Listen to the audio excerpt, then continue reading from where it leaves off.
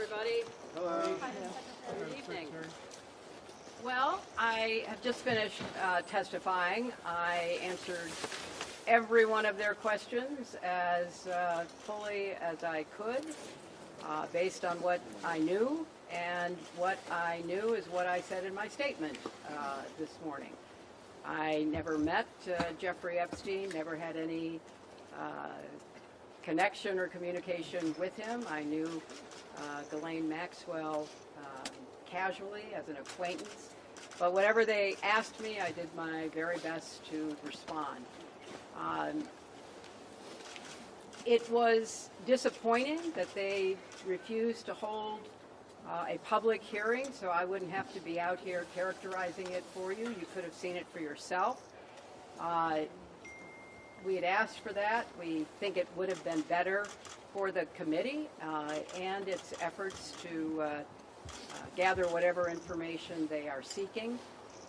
We had a bit of a challenge in the beginning because we had agreed upon rules based on the fact it was going to be a closed hearing at their demand, and one of the members violated that rule, which was very upsetting because it suggested that they might violate other of our agreements.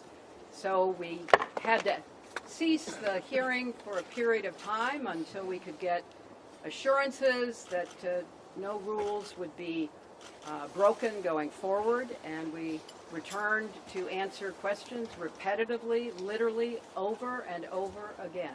I don't know how many times I had to say I did not know Jeffrey Epstein. I never went to his island. I never went to his homes. I never went to his offices. So it's on the record numerous times.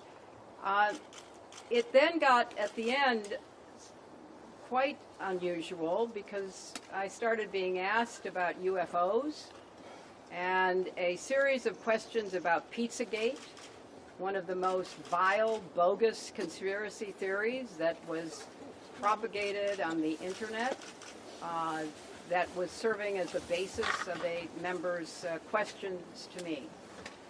So I can only say that the best exchange that I had came at the very end, when, contrary to every other deposition they have taken, no Republican member asked any questions about Jeffrey Epstein or Ghislaine Maxwell to anyone else they have deposed. And in fact, the Republican members didn't even show up for the deposition of Les Wexner.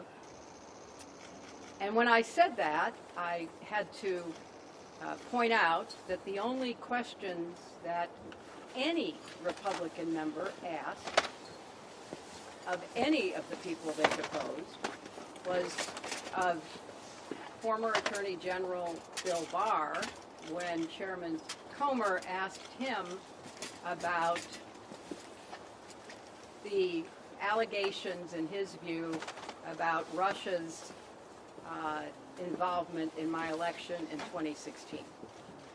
So at the very end of this hearing, after I made that point, I want to commend Chairman Comer for raising a series of significant questions that I responded to about the nature of the investigation and the areas that I thought should be explored. So I appreciated that. I want to see the truth come out.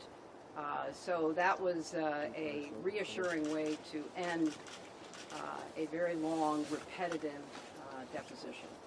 Secretary, you spoke in your opening remarks about how heartbroken you have been for the Epstein survivors as these files have come out. Can you talk to us a little bit about how you have processed and reacted to the fact that the former president, your husband, Bill Clinton, is referencing the Epstein files numerous times, including in some photos featuring women, and how have you been personally preparing for the deposition that is coming tomorrow? Are you 100% confident that there isn't anything that the former president knows about Epstein's crimes?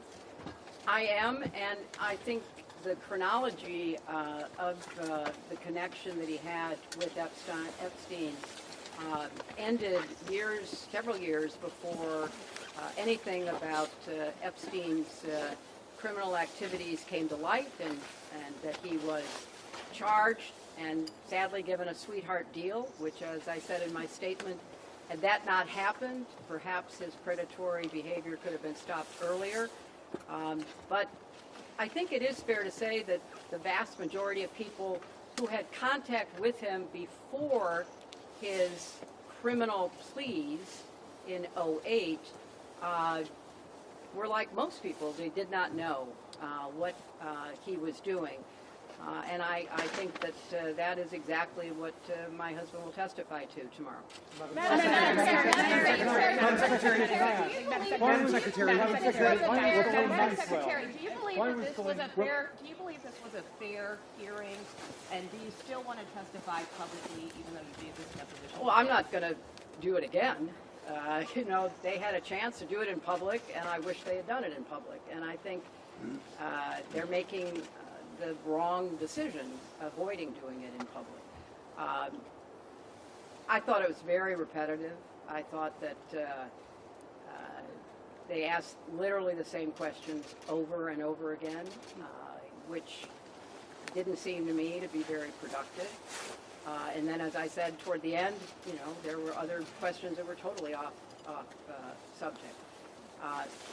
So if they are going to fulfill their responsibilities to literally investigate the investigations, which is what they originally said was the scope of their work, I think they could have spent the day more productively. Madam Secretary, what was your reaction? Madam Secretary. Can I ask, why was Colleen Maxwell invited to the Prophet Chelsea Clinton's wedding in 2010? She'd already been mentioned in a civil lawsuit by Virginia Giuffre before that. Jeffrey Epstein had already been convicted before that. She came as the plus one, the guest of someone who was invited.